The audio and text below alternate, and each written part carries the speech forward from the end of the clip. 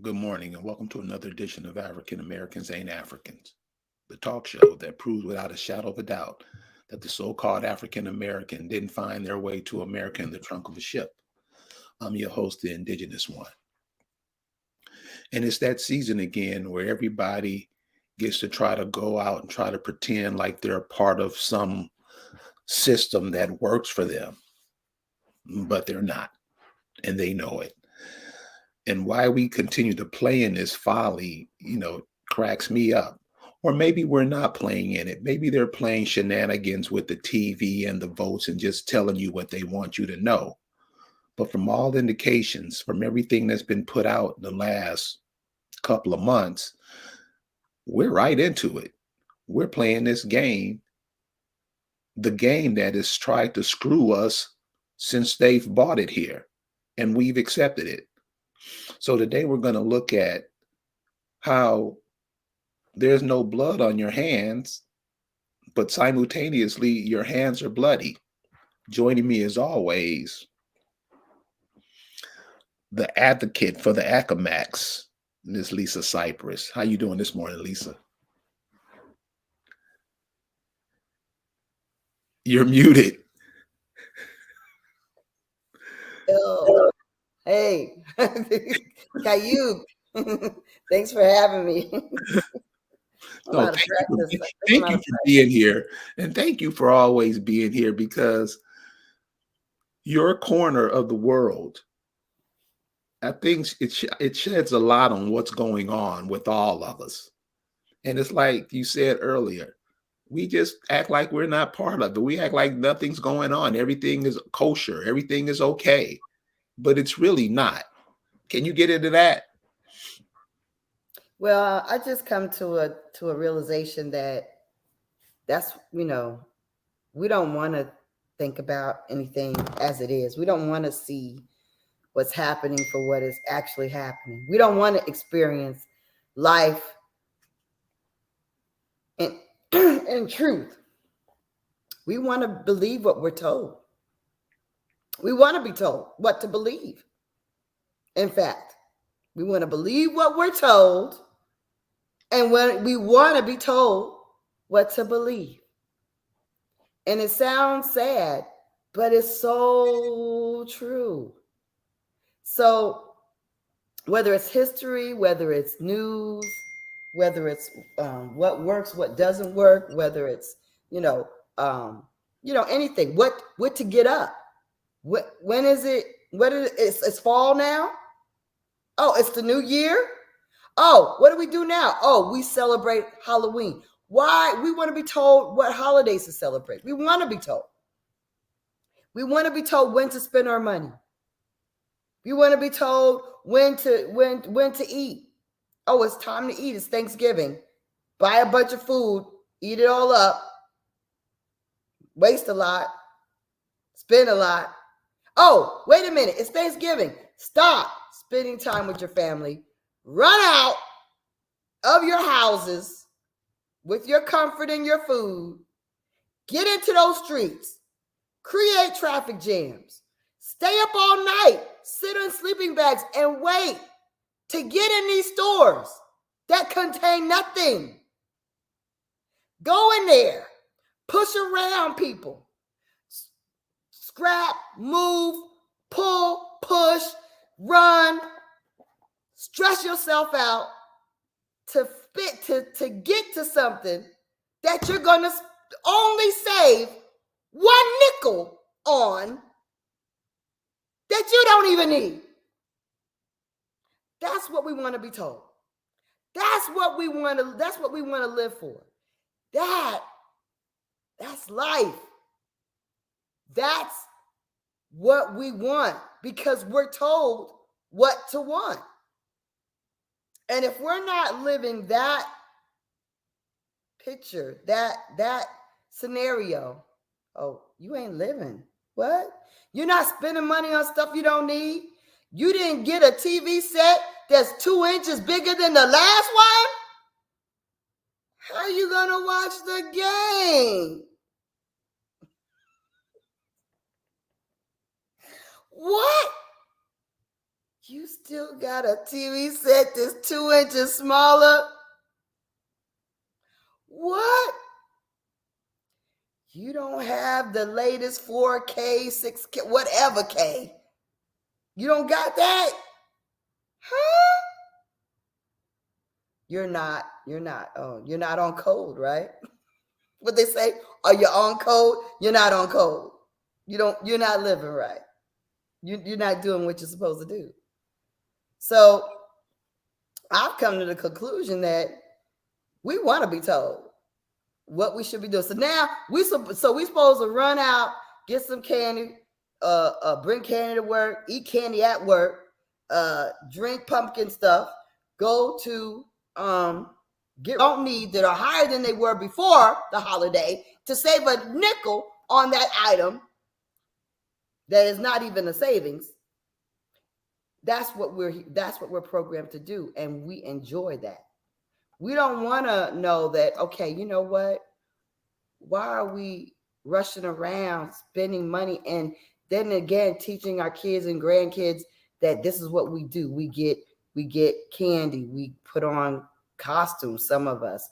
We eat these sweets. We look at these horror films. Some of us love for horror films. We run into the horror films, the latest ones, the newest ones. You know, we can't wait to download them on Netflix, go to the movie theater. I don't know. We are in this, and talk about being in the matrix. Yes, we are completely programmed in how we live our lives, and we enjoy that. And so when people tell us, well, first of all, you know, you're not African American, people are like, now you want me to make myself figure out who I am? You want to what? No, you're not going to tell me that I'm not African American because I did my DNA. Why? Because we want to believe in the DNA. Why? Because we say that we want to believe the science, but we know that the science didn't help me or mama's hypertension. The science did not fix your auntie's diabetes. The science did not cure nobody's cancer. The science can't even stop the common cold. But you want to bring up science when somebody says, well, perhaps we're not African American. You want to bring up, no, I got my at 23andMe, and it says that I'm from Ghana and Sierra Leone. So it's not them doing it. It's not them really doing it. They just getting somebody to do it for them. Well, no, that's what they want, though. They want to believe whatever anybody tells them that is the truth. Not their own people, not their cousins and kin. But if the powerful, great globalists, greedy globalists say DNA is going to tell you such and such, they want to believe that. They want to believe it, and they'll throw terms back at you about it's scientific. Scientific? What has science done for you lately? What is it? How do you believe that they could tell you who exactly you are in another continent when they can't connect you to your cousins there? How can they connect you to dirt? Dirt is not part of your DNA. That landmass geography is not DNA. I'm sorry. They cannot say you're from a state, a town, just like they can't say your daddy, Maury Povich couldn't say your daddy's from New Jersey. You cannot hook somebody to geography with DNA. And that's what they essentially do. They don't hook you to your people. They hook you to geography. And people still want to fight you on it. The other thing about it is they can't even get rid of the common code. I mean, how in the world you believe that they're so scientifically on tack that they can daggone get that kind of magical daggone science working for you? If they're going to spend that kind of technology figuring out where a Negro comes from, then why can't they get rid of code? Make that make sense to me. I don't know how it makes sense to anyone. Since this has been going on a while. We can just go back to us integrating into these schools, what, 70, 65 years ago? Right. And we're still not getting it, especially the ones who have integrated into them deeply. The teachers, the professors, and all these people that we worship and we give credence to. And it's like we're worse off than we were before then. Right, because at least back in the 80s and 70s, we were exploring a little, we were reading, we were trying to figure things out. Right now, we act like whatever it is, it's a fact and we know it. And so a lot of these teachers, professors, they've been so well indoctrinated that when I spoke about Hampton University having having Accomack children buried there, Accomack babies buried there, indigenous babies stolen from their families, dead, buried on Hampton Hampton University campus. Oh yeah, I'm aware of it. Do they ever talk about it while you was there? Did they talk about the indigenous people, the land that the campus is built on? Accomack Indian land, the pay people who they took their children and never returned them, murdered these children and leave them buried in a graveyard on campus. Do they talk about the Indians ever? Do they acknowledge the Indians? Do they say, well, if you're here on campus and they built this campus, who were them Indians? Who were them first people that was in your school? What was the boarding school? Why was it a boarding school? Did they ever talk about that? No. You see, and they're so busy, getting involved with their fraternities and their sororities and, oh, the square and the circle and step on this line and, oh, yeah, and this hall and that hall. They're too busy creating all the, see, but this is what the globalists taught them. They taught them to create these secret societies, to create these things. And all it is a big old playpen to keep your dumb ass occupied, to keep your mind distracted from the things you should be doing. You're in the playpen playing with marbles and balls and stuff. And, oh, yeah, I'm playing them. Oh, I'm a cute dog. Yeah, I'm dancing. You're doing all these things that are distracting you from your actual research, from your the actual knowledge that you should be getting, the information you should have, and that's why we're in such a state today.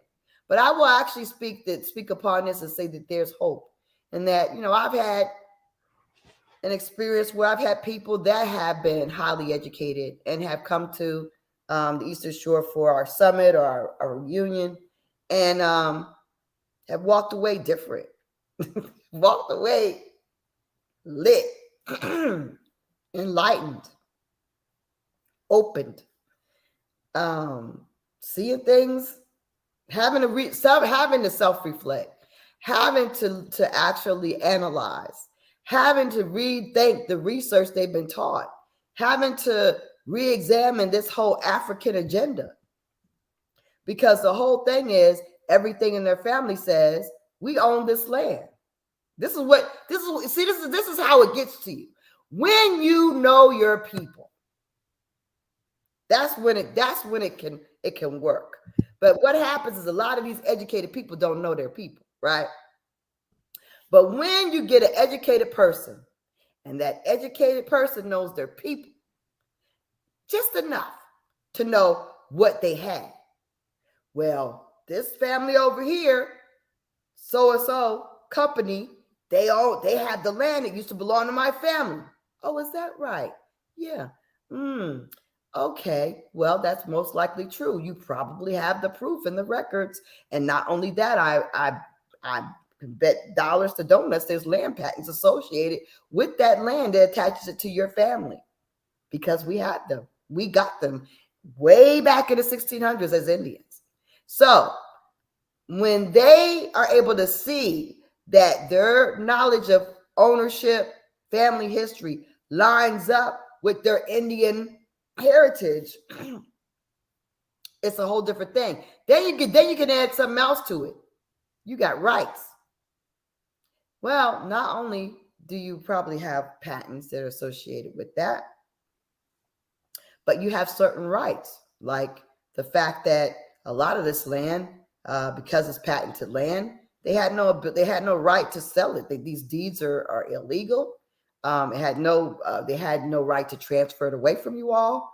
And these taxes that were levied against it to take all these folks' property away, that's illegal as well. I mean, there's so many levels of things that need to be fought for us. We have so many rights, but as an African American, then that means you're a foreigner, sir. You see. So all this conversation that we're having about your family land and all that, we don't need to talk about because you're not from here. And whatever you got is not yours. It belongs to the Accomack. So, but if you actually are the Accomack, then it's a whole different story. So it's like it opens up their mind to the fact, wait a minute. So all this time I've been saying I'm African, I'm actually saying that the land and everything that my family I know had doesn't belong to me.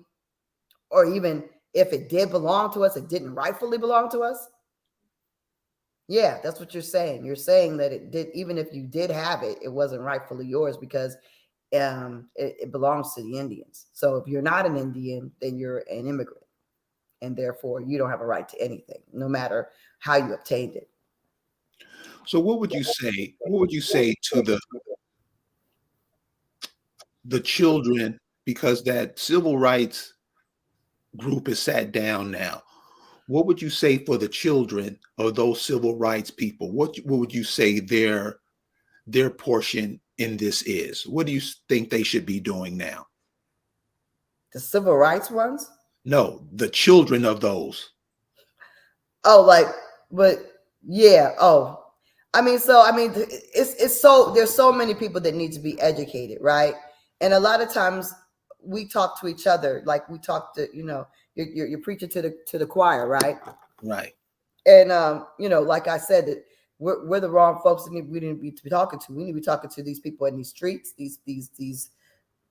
these regular citizens, these educators, these historians, these family members, and especially the ones that have some kind of money, some kind of prominence, not even just them, but everybody who has an interest, because your biggest key players are going to be the person that may not even have a job. You know what I mean? Right. So it's not about their education or level of influence or whatever, or money. It's really about their motivation when it comes down to the actual work. But anyway, but the real thing, yeah, everybody needs to be educated, because like I got an Accomack that was in a hate crime this month. I got an Accomack child that was called a Native American bastard by another Accomack because the little boy don't know what he is. He don't know that he's the daggone descendant of Anthony Johnson. He don't know. Most likely he is. I haven't done his genealogy, but he is most likely not any different than the so-called, in his ignorance, calling our Accomack child a Native American bastard. But this is the thing. But it's funny though, because they know that we are Indian. They don't know what to call us. They don't really, you know what I mean? But they know that we're not the same, even though they're the same color. They look the same. Now it's been established that this copper colored person is not like me, right? He's different. So we've established the difference, but they need to have the understanding.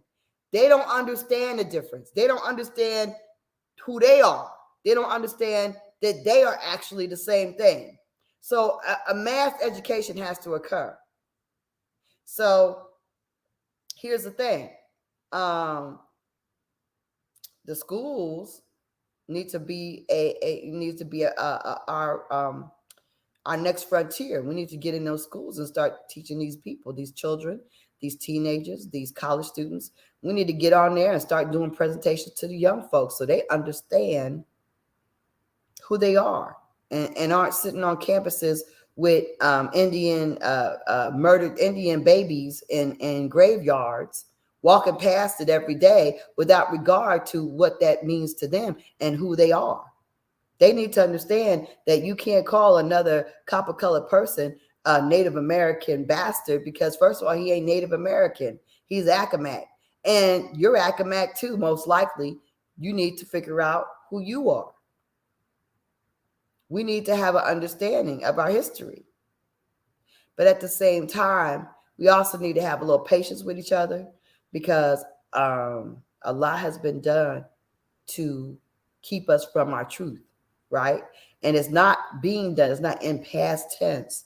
Quick, rapid paced things are being done daily to keep you off your game. All these politics, all these entertainers, all these daggone celebrities, all these commentators, they're all here to keep us from actually talking about what we need to be talking about, discovering what we need to discover. Why you think Herschel Walker talking about he Cherokee Native? Because they know that the ground, they can hear they can hear us. We're coming. They know we're coming. So they're trying to make sure that the drum sound is deafened. They're trying to put out all these daggone kooks and crazies out there talking to our narrative in weird ways, so we look ridiculous. So nobody's looking over here and thinking about this. They're thinking about what other nonsense is going on in the world. Herschel Walker, Kanye, that's all just distraction on purpose. Yeah, the Herschel Walker thing, when they talk about Georgia, in Atlanta especially, I think it's a focal point for the South. When you look at Atlanta, when you look at the whole Southeastern, Atlanta's probably the biggest city and, has the most influence. Yeah. And so that Herschel Walker, and all I tell people is this: Herschel Walker, he's not it, but you can tell who he is by the way he sounds. A lot of times we just look at looks. Oh, I'm black. I'm black. No, my shirt is black. You're not black. And a lot of us, that's hard. We can't even get that. No, I'm black. You're not black. And the thing about Herschel Walker, and he's not talking about nothing. Neither is the dude he's running against. I don't know. But it's like Lisa said, they're just trying to make us look stupid. But just listen to how Herschel Walker sounds, what his voice sounds like. You can tell he's indigenous, but he went through that whole college thing, that whole sports thing, and he don't know what the hell he be talking about. And it's like Lisa said, that's how they're trying to make us look so people won't listen to us. Because he sounds like an idiot when he talks. And that's on purpose. But he's been like that. He's a manufactured man, right? He's a manufactured man. They had him since he was a baby. Right. He's not of us at all anymore. He might have been born that way, but he's completely a manufactured man. He's whatever they tell him to be. That's what his job is to be. So what's up with the Kanye thing? I'm not really into that. I don't get that. Yeah, Kanye, I agree. Freedom is outside. That is completely a psyops. Kanye, whenever we want to, they want to get a number of people to look in another direction and to not be focused on getting anything done. They're going to throw one of our major celebrities out there to do something outrageous, like talk about Jewish people or say white lives matter or do so. He's doing all that. He's doing everything at once, right? What can you do? What's the most outrageous thing you can do right now? He's talking about the vax. He's talking about white lives matters, and he's talking about Floyd. He's talking about daggone Jews. He's hitting all the trigger points that he can. Every trigger point he can hit, he's hitting it. Why? Because it's his job to do that. Everybody, their job is to daggone, is to daggone keep the globalists protected, right? They're part of the team. They're their forwards. They're doing their work. They're putting in work. And that's what he's doing. He's just out there distracted, going left, going right, faking this, faking that way. He's just doing. He's hustling, and it's all just a bunch of bull. I mean, why do we care what he does? He took his life. He took his talent. He gave it up to these succubants, these witches. I mean, he doesn't care. Okay? He gave his life up to them. He's nothing but a shell. I don't even believe these people have money like they claim to have money, like we talk about. I don't believe that.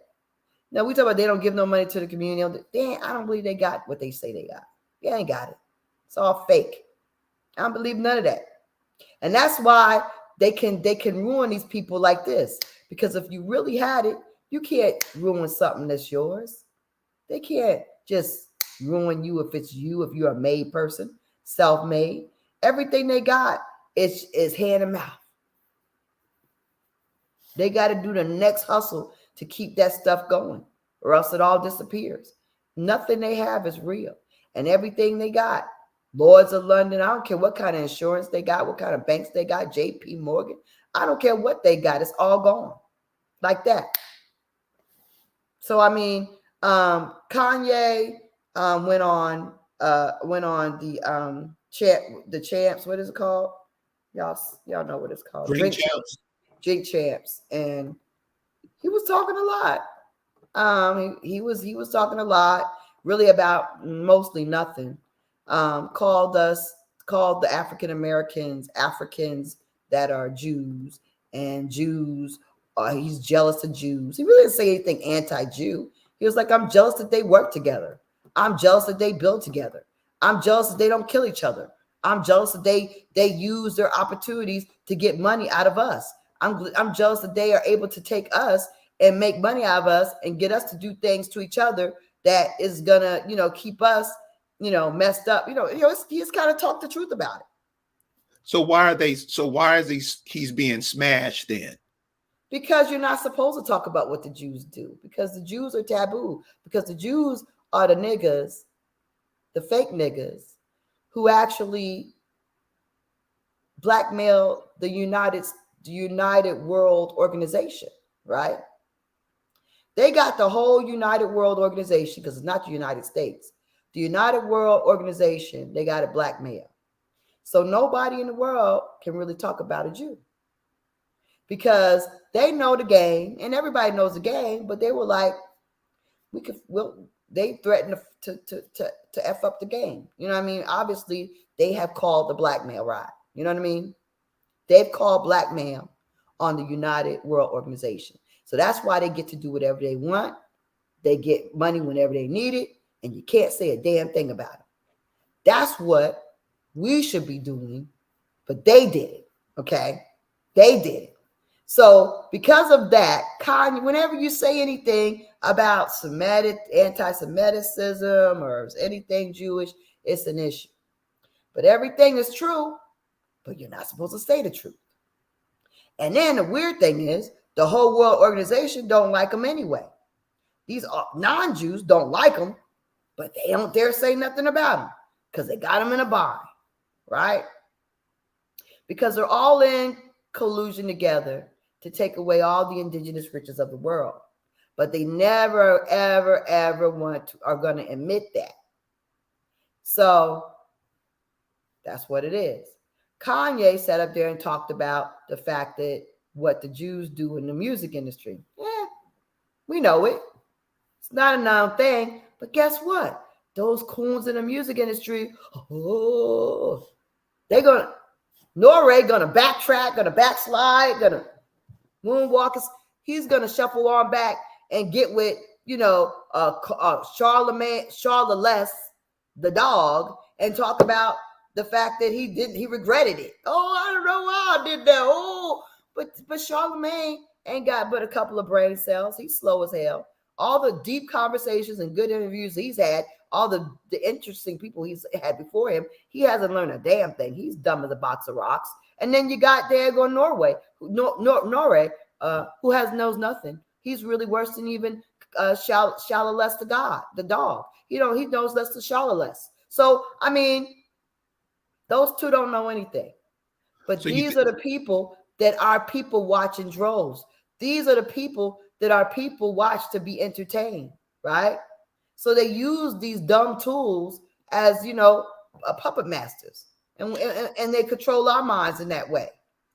So do you think it's true that most of us, we're really more about entertainment than learning anything? Oh yeah, we want to be entertained. That's what we are. Think about it. They came to this country. They came to Puerto Rico. They came to whatever. They came to mainland North America, and we had it popping. First of all, we're inventive, so we got good stuff. We know how to do things efficiently. We're clean. We got good food. We know how to cook. We know how to dress. We know how to daggone color things and paint. We know how to dance. We can create music. We're the creators. We are the creators. So when they come here, it's lit and it's nice and it's comfy and it's beautiful and we're beautiful.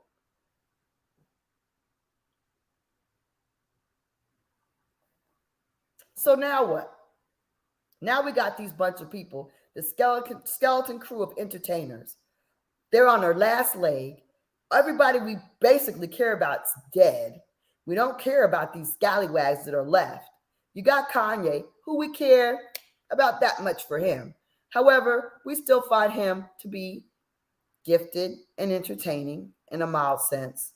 But we don't really care about Kanye. If Kanye died tomorrow, do you think we all be in the streets? No, we're not. We're not. I'm not gonna stop my car and pull aside and be like, Kanye's dead. No, I'm not. So Kanye could die tomorrow, like he said on this interview. He's like, I'm gonna die in 7 days. Kill me in 7 days. I don't know. He's talking all kinds of dumb shit. Die, Kanye. Die. We don't care. You take Kim with you and all your little kids. I don't care. We don't care about that. Okay. So everybody we cared about as entertainers is officially dead and gone. We don't really care about anybody. So right now they got the scallywag crew and they're trying to create a way to distract us, to feed us with information and still control us, though they have nobody who we respect out there. And at the same time, they're trying to suppress people who have the ability to impact others from being an influence. So you got all these fraudulent influencers out here talking you in circles, leading you to dead ends and nowhere. And then the real people that are doing real stuff, well, they're trying to silence you. And they're trying to make sure you have a very small audience. And they're trying to make sure that nobody is vibing on what you're saying, because they want to make sure that they keep everything that they've stolen. They've stolen the entire earth. It is time to take it back. And if we're not on our task, you're not going to get it. It can happen, but you better be putting in work now. If you're not putting in work now, you're just going to be one of those coulda, shoulda, woulda. And I don't know what's going to happen after that. They're going to keep slaughtering your ass until whatever's left of y'all is gone. Right. And I know you can see only going to be a few protected people, huh? And I know, that's becoming clearer every day. Right. You're just being erased. Right. And when I look around this social media, or when I have these youngsters come and talk to me about this social media, it's like the stuff that they're ingesting. It's like you have to have a brain to discern in this stuff. Right. Something in you has to go, wait a minute. And it seems like we're in love with this stuff.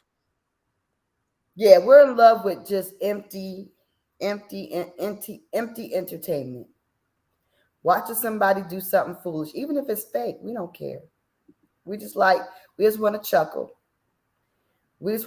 But we got to understand. See, let me tell you what the real is. The real is this, is that despite the fact that you might be somewhat comfortable, I might think I'm okay for now, whatever. There are a lot of people who are really, really not. But when you see them, you think that they're okay. Like you think that we're all living like, we're cool. Like we're on the same level of like, we got this, we got that, we cool, we all right. But when you actually walk up into people's shoes and actually end up in their daggone, in their circle of life, you find out that they are freaking, they're not living well at all. They're in a real massive struggle. And although their TikToks look like they're cool and they look good and they're funny, and on social media they look like they dress and fly and all this and that, and their hair look good, they're in abject poverty for real. But you don't know that because you're looking at the image on social media and it looks like they living in a nice place.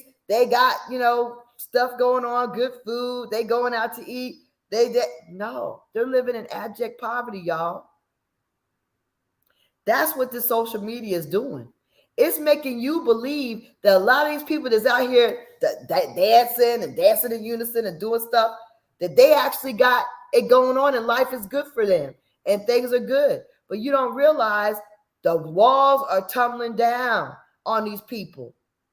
And the struggle is real. And they're using the social media as a mechanism to escape from the truth and to project something that it has nothing to do with the reality. Our people are in trouble. And we don't know it because we're believing the TikToks. Because guess what? Ain't nobody going to show you that they ain't got shit in their refrigerator to feed their kids. Not on their TikTok. They're not going to show you they ain't got, their car can't even, it look good, but it can't even move because the engine's jacked up. It don't run. And they may shine the shit up and put it on daggone camera. Oh, got all kinds of back. It's about to be put on a hook and taken out of the yard. The thing don't run. And they're in debt up to their ears on the thing. And it's about to be repoed. But they're not going to show you that on TikTok. They're going to pose next to it like it runs and like the bills are paid. This is a problem. But until those of us that are surviving and thriving take time to actually look at our family, our kid, and our neighbors really clearly to see what they're going through, we're not going to understand this. Because they rather worry about Kanye than worry about the fact there's nothing in their fridge. They'd rather talk all day about that than talk about the fact that their child is being molested by their boyfriend. There's real shit going on. DNA number A says most of us are awake. They just won't allow us to have a organized group. And this is what I say to that. Allow us? That's the problem. Why are you letting somebody dictate what you do?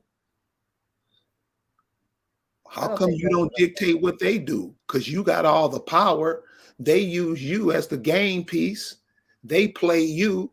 Why do you allow yourself to keep getting played? This is simple. As a kid, I'm talking about as a 5-6-year-old kid, you should be questioning some of this stuff. A lot do, but then they're told by their parents to shut up, you on all that stuff. And that's what I'm saying. We can't keep blaming people for things that happen to us, especially when we're part of it, when we go with it. Some of this stuff that we've been on for the past 100 years, damn, it don't work, y'all.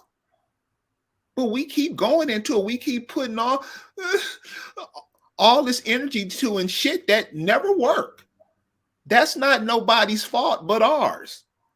We can't keep saying, oh, they're doing this to us, but we're in line begging for some food stamps and don't know how to grow food when your people were the best farmers in the world. We're not on that. We keep trying to fit into their game. This shit don't work. So is that true, Lisa? We always, they won't let us. What does that mean? Massa, may I? No, baby. That's not. See, the thing is this. You can do whatever you want to do. I mean, what, this is the 4th year I had the summit. It was the least people that ever came this year. Nobody came. But I'm shutting that down because at this point, I mean, but at the same time, let me say that there are other things that were happening because, you know, let me remix this, because on a good note, 4 years ago, it was just me and some Moors doing some shit, you know, some Muslims, right? So basically, to this year, there's so many different people doing stuff. So that's the upside of it. Like, you know, 4 years ago was just me and a Muslim dude doing stuff in Atlanta. But now there's so many people doing stuff that we had the first Indigenous parade in New York City this year. So there are things happening that were not happening 4 years ago. And that's the good part. The bad part is what my focus is going into, and always has been really, is the organization of my people, right? And what I have decided to do is focus my time off on my family. So and not just my immediate family, but like, you have 4 grandparents. 4. That's 4 family names, at least. Really, it's more than that, because your grandmama has other names. But let's just focus on the fact that your grandmama was whatever her maiden name was. So 4 family names. Just focus on those 4. Just those 4. Grandmama has her maiden name, then your granddaddies, right? They have their own last names. That's 4 different surnames. Look for family reunions within those 4 surnames. I guarantee you'll find at least 2 family reunions going on in the next year, or even within this year.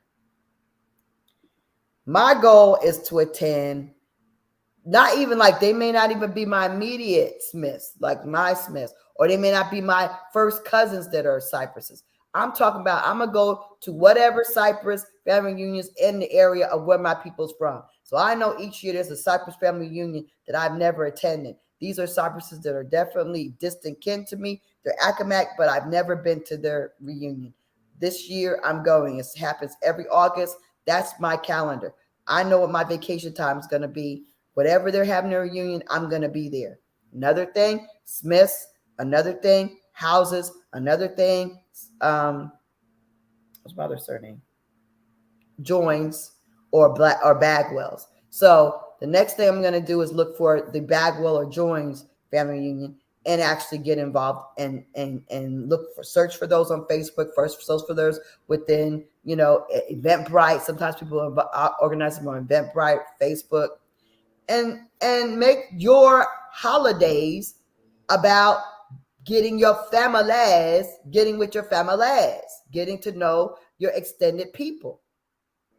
That should be the first most important holidays to you, is getting in touch with your kin. And it's bigger than just like I said, your cousins and your brothers and sisters. Because a lot of people say, I don't like my aunties and my cousins.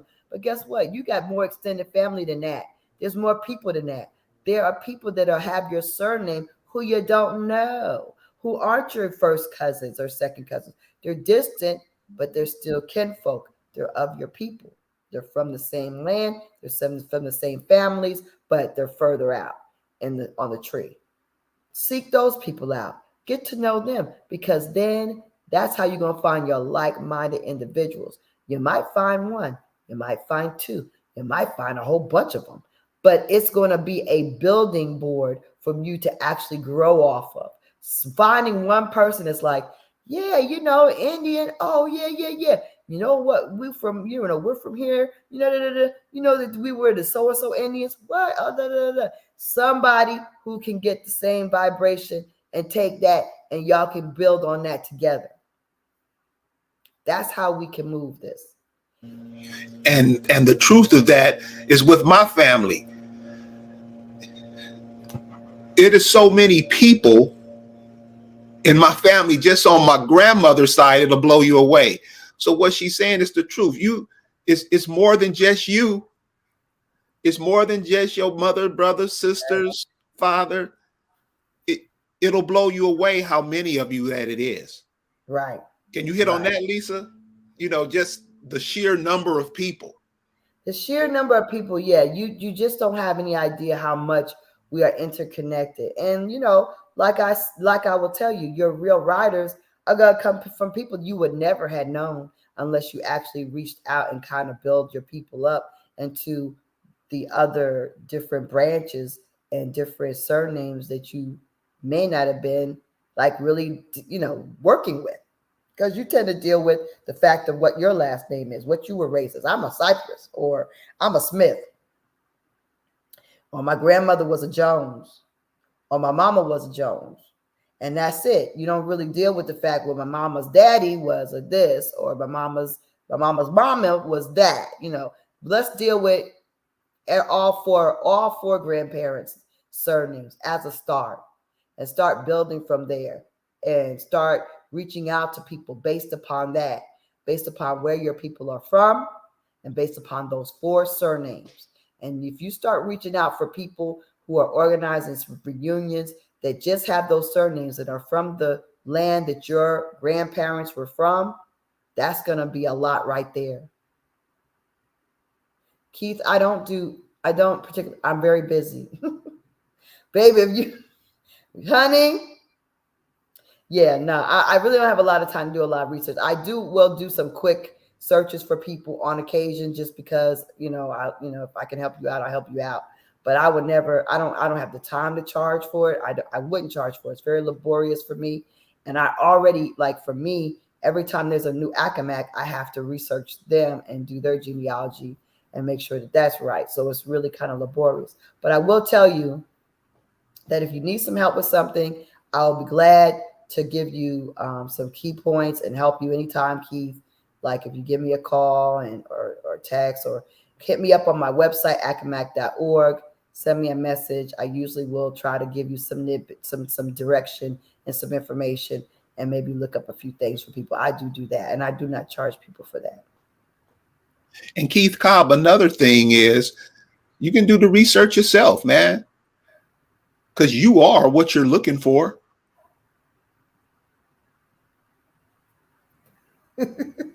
I don't know. Are they scared? I mean, yeah, I think people, that's funny. Mama Red, well, okay, get out to it. Well, you know what? I mean, yeah, I think one of the things, really, it ain't for you if you're scared. You know what I'm saying? You know what I mean? Because you know what? It gets it. If you scared at the gathering part, boo boo. You ain't for what I'm doing, because you don't want to hang with me, because you liable to really be scared when I walk into these daggone white historical societies with my poster boards and get the police. We'll have the police there waiting for me because of historical information. Now, when you're getting the police called on you for historical poster boards and information, you know that, yeah, there's a lot that they don't want you to know. And you can't be scared, and you cannot be afraid to gather or to go and organize. Okay. DNA. See, this is a problem. This is what I mean about we're not knowing anything. We just keep repeating stuff over and over again, which keeps us in this trap. Who cares if the minority get loans? You support them. They don't support you. Right. A minority can open up your business, open up a business in your neighborhood, and you will stand in line to go get his products. They don't touch you, yet you always go support them. These are the kind of things that we're confused on. Why do you support everybody that steps in here and they don't support you? And then we complain. Then we don't even support ourselves. So we make these claims that makes us look dumb, and they look at us like, check these cats out. We support everybody, and we do it with a smile. We happy about it, and we won't even support each other. So comments like this, and I'm just showing this so everybody can see. Yeah. We can stop saying dumb shit like this. That's not smart. Yeah, I'm sorry. Yeah. They support you. They get their support from us. Let's roll it back.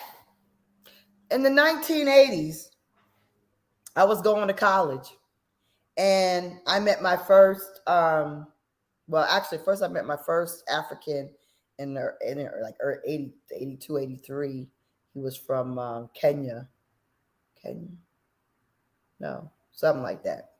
Anyway, he was a basketball player, stumped to the high heavens, didn't know how to wash. Anyway, was my ex-husband's roommate.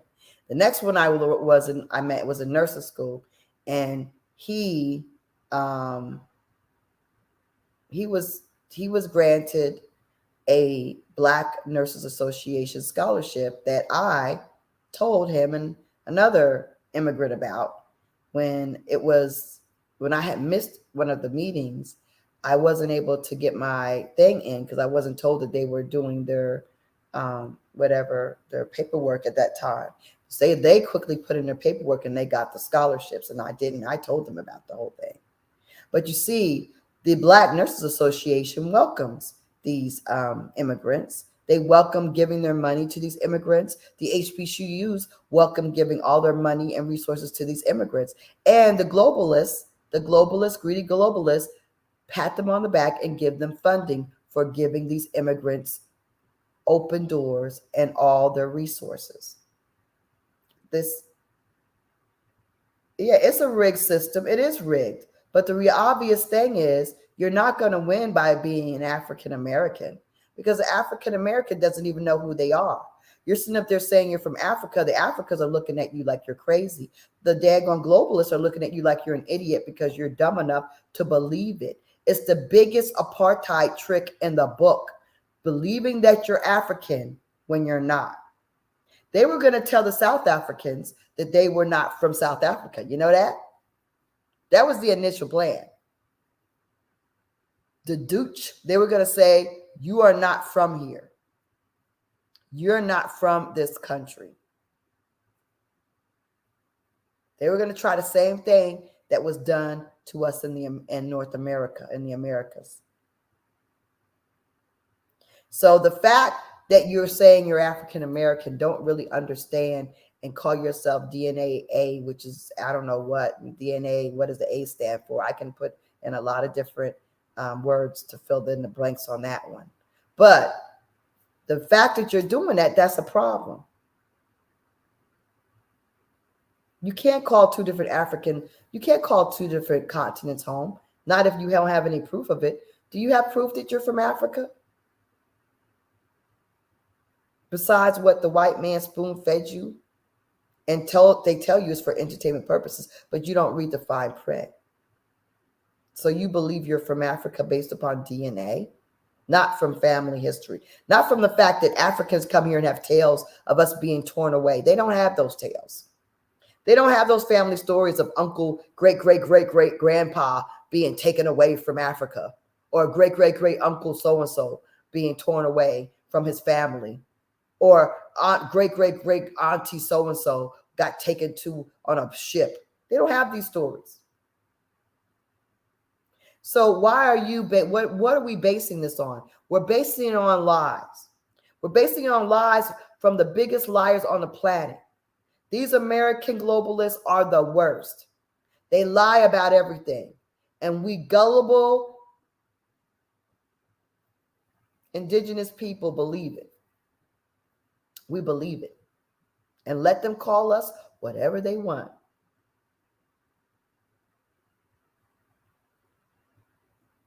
Okay. Well, I mean, this is. Well, I mean, yeah. So I wouldn't even believe anything about a haploid group because they make that shit up. Why do we believe what they say? They make it all up. I don't believe what haploid groups are. They make it up. What they call African is completely American. They call a completely indigenous American haploid group and say it's an African haploid group. You can't believe it because the main people using them tests is us. And the people that we're being matched up to is each other. So why do you think it's real? I mean, it makes no sense. But the reality is, even talking about DNA is a waste of time if you haven't done the research in your own family to find your African. If you find a Kunta Kinte in your genealogy, find an African in your historical records where your people are from. Find it in the court records. Find it somewhere. Find something to prove that you are African if that's what you're trying to prove. But I wasn't trying to prove anything. I was just trying to research my genealogy. And lo and behold, everybody's an Indian. That's my story. So the reality is you need to find out who you are. You could be a Black European. I don't know what you are. You could be a Jew. You could be the real, honey, you could be a French Huguenot. I don't know what you are. Find out who you are, DNA. You got to find out who you are. But the reality is, your real truth is going to come from going to your real family and going person to person and doing that forensic research of really looking at the details of your life and your family. It's not going to come from some magical spit in a bottle. Spit. Oh, here I am. I found myself. Man, don't you seem stupid for believing something dumb? Right. They can't even fix the cold, but you can spit in a bottle and they can tell you exactly who your people are. Oh, I believe that magic trick.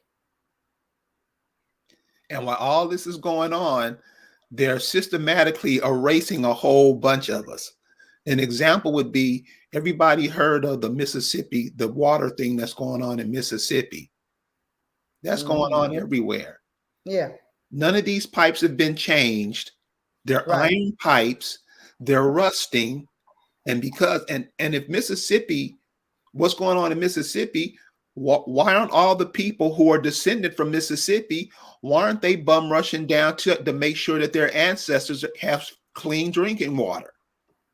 These are African Americans. These are people who are into that DNA and all that stuff. But one thing they're not into is themselves. You let other people take it. You just heard down in Mississippi how a football player took food stamp money to build his kid a volleyball stadium on her college campus. What are the Negroes in Mississippi doing about that? Wearing the football player's jersey. That's what the African American does. And the hat. And the hat. Oh, a Negro without a baseball cap. You got to have the hat. You got to have a hat. You got to have it. So these are the things that's going on. These are the things that we participate in. We cool with. The people in Mississippi have shit drinking water. And nobody from Mississippi, Chicago, and nobody from Mississippi, hey, we got to get and fix this. Those are African Americans. Those are people who are just doing what they're told. The mayor of the city of Jackson, his daddy is an African, one of them African Americans. Remember? So this is what happens when we believe in all this dumb shit that don't make no sense. Then when you get called on it, you want to do a DNA do. Dude, just look at it. All you got to do is look at it. If you look at it the right way, it's right in your face. Yes. You tell me what city in Beverly Hills is going to have rusted pipes. But, we don't care about ourselves. We care about all these stories people tell about us, and we believe whatever they say, we jump on it, defend it. So that's why what happens. There's beauty all over the world, and we can run away from our lives and go on vacation and experience beauty in the Caribbean or go to Hawaii. So beautiful. But Hawaii, their indigenous people are living in tent houses. Tents. They're fighting. They formed their own government again. They've repatriated themselves. as a nation. And now they are claiming land that is volcanic ash as their homeland. Now, I wouldn't have picked that spot, but they picked a spot to reclaim. I don't know what's happening at this very moment, but I know that they have done that. The reality is this: wherever you go in the world is beautiful. There are indigenous people that are catching hell there, living in abject poverty right there. While you're in the resort, getting a massage, hot rocks on your back, there are people a few miles or a mile away that don't have no proper plumbing, no proper food, don't have no education, drugs, guns, violence. That's what they're living. Everywhere you go to vacation. So if that's the truth about every place, why not vacation smart? Why not vacation where your homeland is? Why not make that your goal? Why not plan your time accordingly? I'm going to be off this amount of weeks, that amount of weeks, this amount of days, this throughout the year. I'm going to Mississippi. I'm going to get me a nice Airbnb off of the Mississippi River or off of some river, the Catawba, what is it called? Catawba, Coosa. Yeah, one of the rivers. Yeah. Get yourself a nice Airbnb off a pond. It could be off a pond. Or even better, y'all, go to Alabama, go to the beaches. The beaches are beautiful.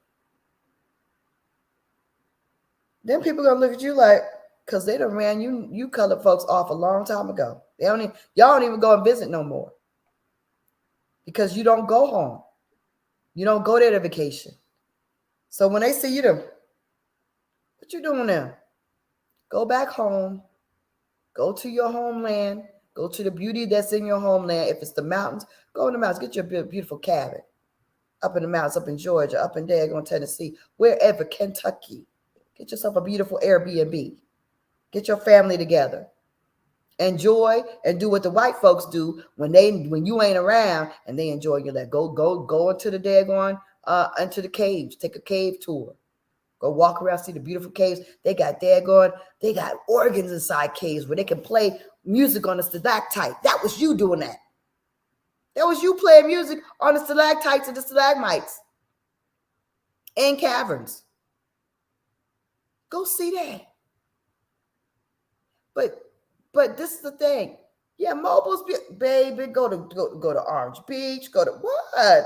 Go to what is it called? Daphne Island. Beautiful.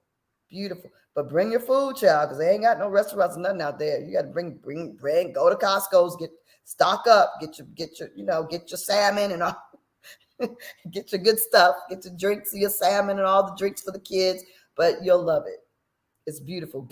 Rent yourself a golf court, ride around, look at the little historical sites, and then really start looking at it with an objective eye. When they talk about the indigenous people, that's you. And then once you start organizing yourself and repatriate yourself as the people that you really are, then you can go in like the Accomack. We're going in and tell them, correct that. That ain't true. You're not gonna call us that. See, that's it. Destin. Yeah, that's beautiful. Well, that's beautiful. But that's a it's touristy. But yeah, I mean, people, we need to make it a priority to give back and get back. That should be our vacation. This whole, I'm gonna go here, I'm going to Disney World. What you going to Disney World for? To stay in an Airbnb that is not going to be beautiful. It's not going to be, because like when we did our Accomack vacation this year, we had houses that were on like little waterfronts, not on the ocean. Not the ocean side actually is like the marshy side, but the bay side is like the real wavy side with the sandy beaches. We were on the ocean side, and the ocean side has like clams and shrimp and stuff. I was able to put a little a crabbing pot net out there, and got crabs and shrimp within minutes. I mean, right at the house. Would your kids be tickled to just go crabbing and pick up crab, or see wild ponies, or go to Dauphin Island and see the beautiful waves and the little critters that's on the beach? Or go to the daggone museum that's there, ride in the golf course, ride a bicycle around there, go fishing, ride in the water, ride on the beach. Lisa, I got a question. You know, they say the earth is living and breathing. Do you think the earth recognize the people that are from these areas that you talk about? Do you think the land recognize those people, the land itself? I had gone to Mexico the month before. Behind me, there's a disc on the table that's like a Mayan calendar and cut out of wood that I got in Cozumel at the ruins, right? Oh, that's fly, right? Wow, it's fly. I enjoyed going to Mexico, but I did not feel energized, revitalized, rested like I did when I went home to Virginia this past week. It is the land that's inside. It is the soil that is in me. I made it at. The soil is me. The air is my air. When we breathed it in, I had a brother come on the last day, on the usual summit day. He showed up the summit day on Monday. And when he breathed that air, he was high off the air. I promise you, he got high off the air. He was like, oh, breathe that air. It was like he got lit off the air because it's his air. When he sat on the edge of the land and he saw the water and he breathed the air, he was like, waking up to this would change me. It would change my kids. It would change my everyday. It's what we're missing.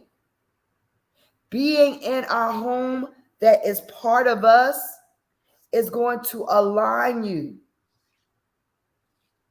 We're running around looking for something and it's right there waiting for you. Home is where the heart is. Oh, it really is. Home is where your heart is, literally.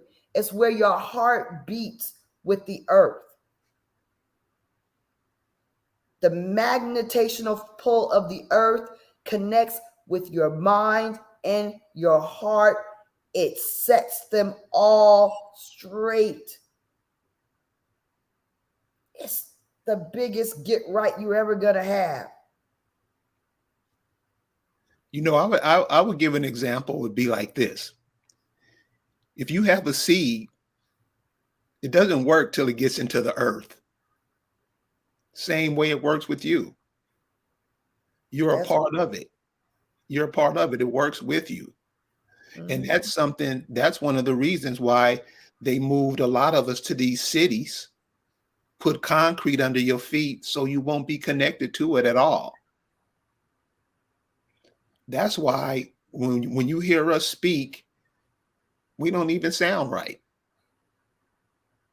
Because we're not even part of the earth no more. We're scared of it. We're scared of nature. The majority of us are. Right. We're not even into it. So yeah, the earth really plays a big part in that. It plays such a big part. Just being in your rightful place on this planet. Being on your rightful place in this universe. How about that? Is what you're born. That's where you're born to do. That's where you're born to be. That's right. You get your feet in that soil. You get your feet and whatever is on that ground. You get your feet in the ground, whether it's dirt, whether it's wet grass, whether it's mud, whether it's marsh, get your feet in it and connect. And let me tell you, there's nothing like. We actually went out to way on the eastern shore, on the far end of the peninsula, and we had the full moon, right? So we went out there after midnight. And we were drumming and rattling our rattles and chanting and burning various things, and just didn't want to leave out there in the dark. It was beautiful, man. The moon was right above our heads. We actually drove until the moon was under our heads, because if we had gone to the beach side, it would have been in a back location, but we wanted to be right under the moon. So we drove to be right under the moon. And that's where we stopped, on the end of the water, on the edge of the water. And we stood there in our bare feet in the mud, kind of dark mud, on the edge of the water, and just vibed with the moon for hours, and then didn't want to leave, wanted to just stay there all night. But we had stuff scheduled for the next morning and needed to be back. So, that's the thing. Just make a plan and stick to it, to just making your Disney World ain't got nothing on your place on this planet. And if you don't recognize it, the babies, the kids, they'll recognize it.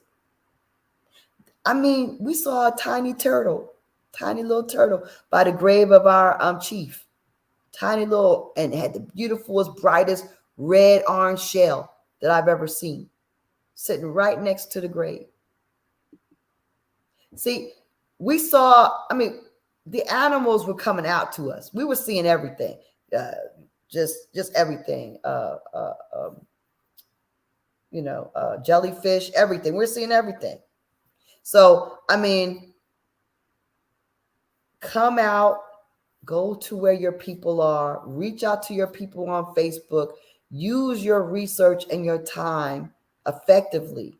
Don't get yourself distracted by these people talking about things that are mildly entertaining, but ain't going to do nothing to change your future or the future of your progeny. Because we got to take back. They're writing us out of history every day. Do you know I got 2 books I was warring against this past month? Well, not just past month, this month. I was riding up and down the highway, flying in and out, fighting over people writing books to write my people out of history, to turn my Indians into daggone Englishmen. They're doing it currently, which is kind of stupid. I find it hilarious. The fact that they're writing books in 2022 to change us from Indians to Englishmen shows that's what they always have done. It's the blood on their hands. The blood on their hands. They're writing books to show themselves guilty. See, before, all I could do was say, well, in the records, I see this book was false information, and I could talk about what their ancestors did. But when you write a book in 2022 that does the same thing, dummy, you made yourself guilty. Now that's Exhibit A. Thank you for writing that book, Exhibit A. But if you think that that's not happening everywhere you guys live, it is. They're writing you out. They're writing books to fortify their lies and to try to erase your existence. Now, I will tell you this, a lie is easy to dismantle because it has no credibility. It doesn't have your genealogy. It doesn't have your records. But you got to be smart enough to know that. And you got to have your stuff correct enough to stand against that. Now, if you don't know yourself, you can't stand up against a lie. So your first job is to know yourself, to know your facts. And then when you see a lie, boo-boo, this is my 7th great grandfather. I got him. That's me. I am Henry Bagwell. Now what? You got to have yourself correct. Then when they come with their propaganda, you blow them away. Get out my face with that lie, that bullshit. How dare you try that? How dare you? You thought that would work? Really? That's what you can do. And they can't handle it because they have nothing. They made it all up.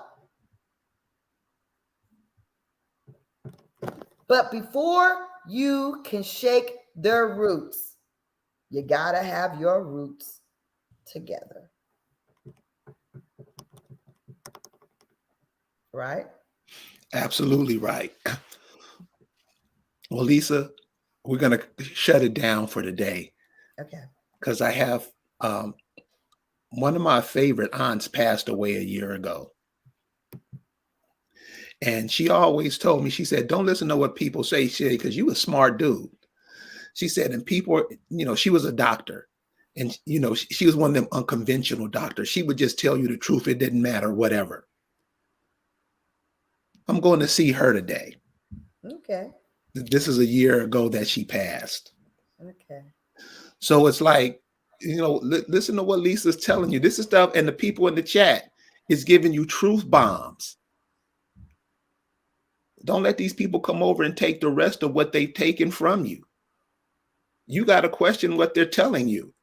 If it don't sound right, it ain't right. And connect with your family, connect with the earth, because seriously, this earth talks to you. Because remember, we're only seeing thing in what we're seeing in the daytime. There's way more stuff that's going on. There's way more stuff that's going on. We're just not in tune with it. Right. And when you're in tune with it, the animals know it too. They know it too. That's why this possum was just looking at me in my yard like, what you looking at? I'm like, what you doing walking in my yard? It's like, what you doing looking at me? I'm doing my thing. I was like, okay, go on, do your thing. Go underneath my deck and do whatever you're doing. I don't know what you're doing. But, the animals know it when you are in line with things. And the earth, that's you. Everything is you, these trees. And when you do go home to Mississippi, somebody was saying they're going to go home to Mississippi and taste the earth. Bring your earth back. Bring your trees, bring your plants back. Bring it back with you. Bring some seeds back. Bring everything. Bring the water back. Bring that neck. Bring a bottle of that water. We was dumping out bottles of stuff, dumping out juice and water to pull our water back from every place we went. We got different bottles of water. Soil, plants, get it, feel it, and bring it back. Rocks, shells, bring it. Because all you're doing is bringing yourself back. Right.